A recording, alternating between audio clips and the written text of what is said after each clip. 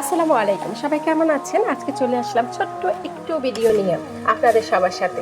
আজকের এই ভিডিওতে তেমন কিছুই বলার নেই এবং তেমন কিছুই জানানোর নেই, কিন্তু তারপরেও যখন ফেসবুক প্ল্যাটফর্মে কাজ করতে হয় এবং কিছু না কিছু আপলোড করতে হয়, তখন আমার জন্য এই মাশরুমই সেরা।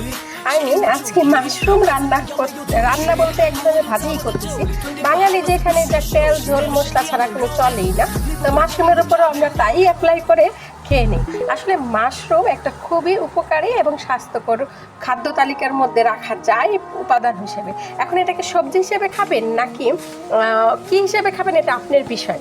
তা আমি কিন্তু সচরাচর মাশরুমটাকে এইভাবেই হালকা তেলের মধ্যে রান্না করি। আপনি আবার ভাববেন না যে এক গাদা পানি দিয়ে মাশরুম আবার কে কীভাবে রান্না করে।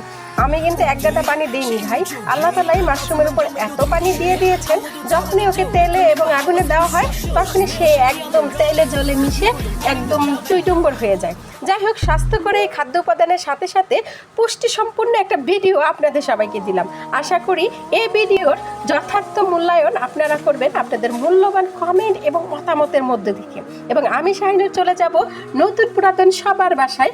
যারা আমার বাসায় চলে আসে তাদের বাসায় আমি কীভাবে না যাই। আজকের মতো আল্লাহ হাফিজ।